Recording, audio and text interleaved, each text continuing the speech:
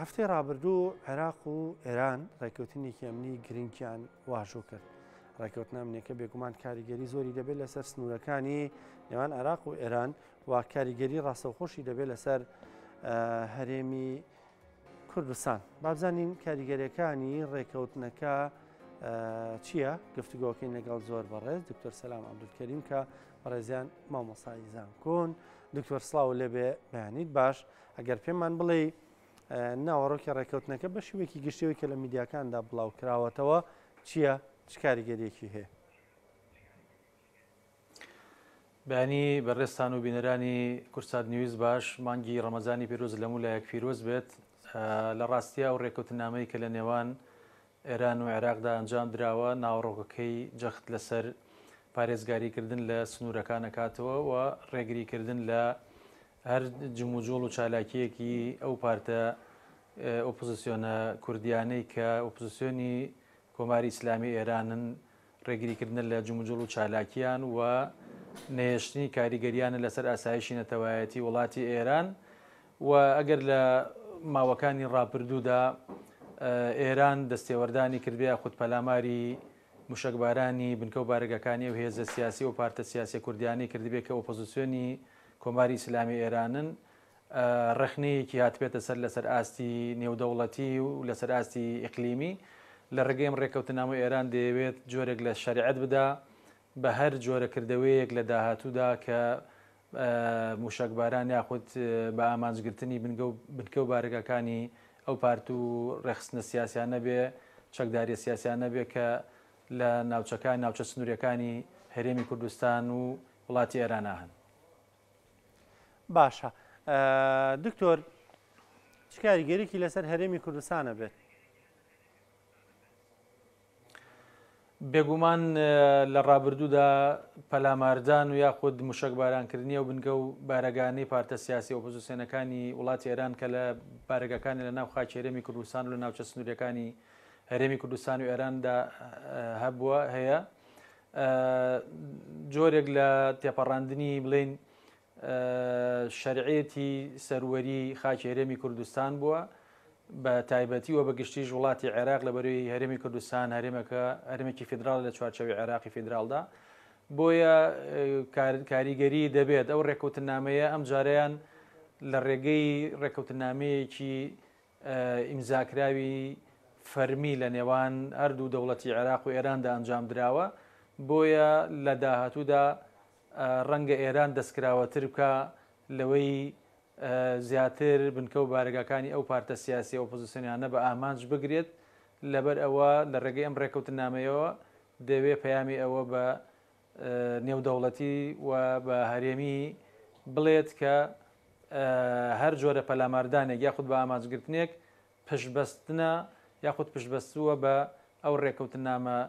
سیاسی و ئەمنی کە لەم دوایە و لەم چەند ڕۆژی ڕابردوو لە نێوان عێراق و ئێراندا ئیمزا کراوە. بۆیە کاریگەری بێگومان لەسەر هەرێمی کوردستان دەبێت. بۆیە پێویستە ئەو پارتە سیاسیە کوردیانەی کە ئۆپۆزیسیۆنی کۆماری ئیسلامی ئێرانن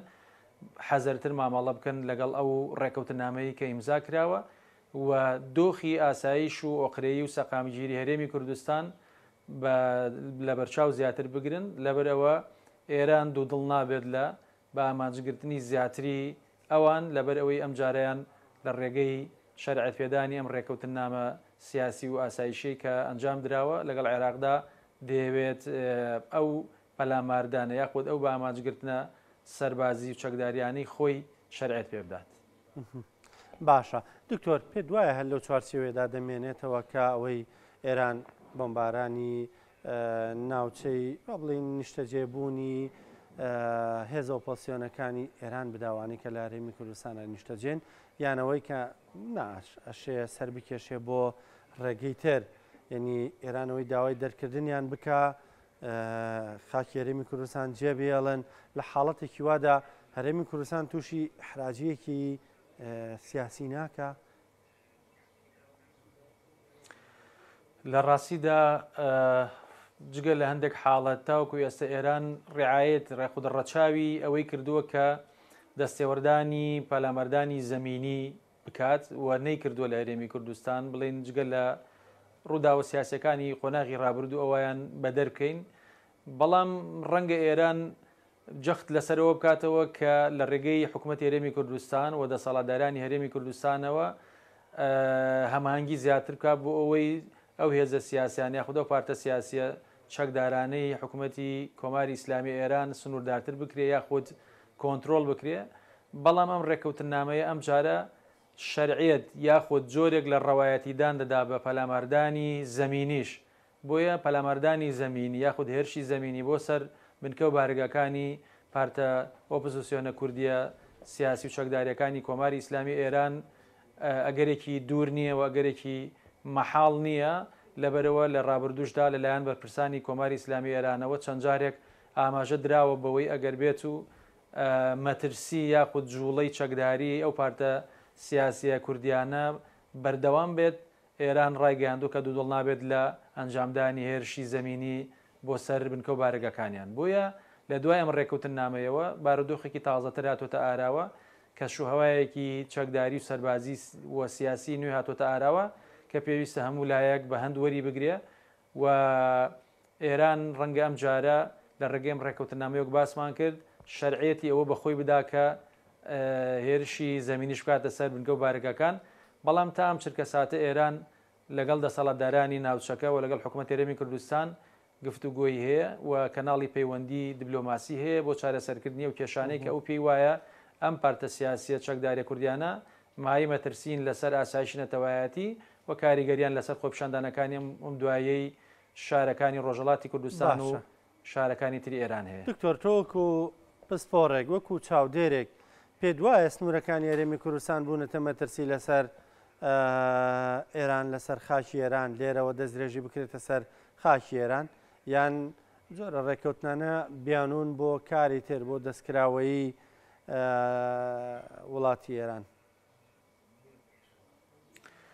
لە ڕاستیا لە ڕوانگەی ئەمنی و ئاسایشەوە بەشێک لە ئامانجەکانی ئاسایش نێشتنی مەترسیە کەمکردنەوەی مەترسیە لە لای ئێران و هەر وڵاتێکی تر و تا ئەم چرکە ساتەش کە ئێمە قسەی تێدا دەکەین هەرێمی کوردستان و دەسەڵاتدارانی هەرێمی کوردستان ڕەچاوی بارودۆخی هەستیاری ئێرانیان کردووە و بە فەرمی هیچ هێزێکی سیاسی و لە ئاستی پارتە سیاسیەکانی باشووری کوردستان و حکوومەت هێرێمی کوردستان و حکوومەتی ناوچەیی باشووری کوردستان هیچ بەرپرسیارەتیەک لە ئەستۆ نەگیراوە یاخود لێدوانێک نەدراوە کە بەرپرسیارەتی دەستێوەردان لە کاروباری ناوخۆی ئێران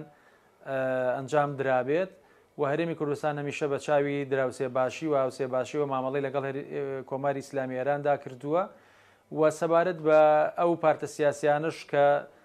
بۆ پزیسیۆنی کۆماری ئیسلامی ئێران و لە بنکە و بارگایان لە ناوچەکانی باشووری کوردستان و ناوچە سنووریەکانی هەرێمی کوردستان و ئێراندا هەیە خۆشیان چەند جارڕایان گەیاندوو کەوان دەستێواردار ناکەن بەڵام ئێران چەند جارێک خۆی ئەوەی ڕاگەیاندووە کە ئەو لە هەرێمی کوردستانەوە لە خاکی هەرێمی کوردستان و لە ناوچە سنووریەکانەوە ئەو هێزە سیاسیە چەکدارانی کە ئۆپۆزیسیۆنی وڵاتەکەی هین دەستێوەردان دەکەن و چالاکی سەربازی و چەکداریان لە ناوچەکە سنووریەکانی ئێران و هەرێمی کوردستاندا ئەنجام داوە بۆیە ئەم ڕێکەوتن نامەیە وەک باسمان کرد ئێران دەیەوێت شەرعێتی پێ بدات بۆ هەر کردەوەیەکی تر بۆ هەر کردەوەیەکی سەربازی و چەکداری تر کە لە ناو خاکی باشووری کوردستان و ناو خاکی هەرێمی کوردستان دژ بە بنکە و بارگەکانی پارتە سیاسیە ئۆپۆزیسیۆنە کوردیەکانی کۆماری ئیسلامی ئێران خۆی ئەنجامی بدات. باشە دکتۆر هەمیشە کە دەڵێن ڕێکەوتنە بێت دوولایەنە بێ ینی هەر وڵاتە و بەشی خۆی قازانج لە ڕێکەوتنەکە بکات لە بەرامبەردا بەخشینی هەندێک دەستکەوت بە بەرامبەر عێراق لەم ڕێکەوتنە چی دەست دەکەوێت؟ بێگومان ئێمە دەبێت سەیری پێگەی هەردوو وڵات بکەین ئێران ئێستا لە پێگەیەکی بەهێزدا و عێراقیش لە پێگەیەکدا لە قۆناغی خۆبنیادناندایە لەبەرەوە ئەو مەشاکیل و گیرروگرفتە سیاسی و ئاسایشیانەی کە عێراق لە چەند ساڵی ڕابردوو بەخۆی بینیوە هێشتا دەرفەتی تری داوە بە عێراق بۆەوەی زیاتر خۆی بنیاد بنێتەوە بەڵام ئێران بۆ خۆتان دەزان ئێستا ڕکابەری ئەمریکا دەکاوە لە سەر ئاستی ڕۆژهەڵاتی ناوەڕاست ڕۆڵ و پێگەی لە ڕووی سیاسی و سەربازیەوە هەیە بۆیە لەم ڕێکەوتنامەیەدا ئەوەی کە تێبینی دەکرێت و ئەوەی کە لە میدیەکان باس کراوە زیاتر بەرژەوەندەکانی ئێران لە بەرچاو گیراوە لەبەرەوەی ئێران بۆ خۆی سەردانی عێراقی کردووە و ئامانج و مەبەستی هەبووە کە ڕێکەوتنامەیەکی ئاسایشی و ئەمنی لەم جۆرە ئەنجام داد. ئەوەی کە تایبەتە بە عێراق کۆمەڵێک گیر و گرفتێ لەوانە کێشەی ئاو هەیە کە ئاوی ڕووباری سیروان تاکو لە ساڵانی ڕابردوو کە کەمی کردووە ئێستاشدا بۆهۆی ئەو بەست و بەنداوانەی کە ئێران بۆ گۆڕینی ڕێڕەوی ڕووباری سیروان لە ناخۆی ئێران خۆیدا ئەنجامی داوە کاریگەری هەیە و تاوەکو ئێستا لە میدیاکان شتێکی فەرمی باز نەکراوە کە عێراق داواکاری هەبێ بێت تەنها عێراق پابەندی خۆی بە پاراستنی سنوورەکانی لەگەڵ کۆماری ئیسلامی ئێران جەخت کردوێتەوە و ڕێگەنەدان بۆ ئەوەی کە هیچ هێزێکی سیاسی و چەکداری لە ناو خاکی عێراق و هەرێمی کوردستانە ببێتە مای مەترسی لەسەر بەرژەوەندیەکانی کۆماری ئیسلامی ئێران و لەسەر ئاسایشی نەتەوایەتیە وڵاتە و لەسەر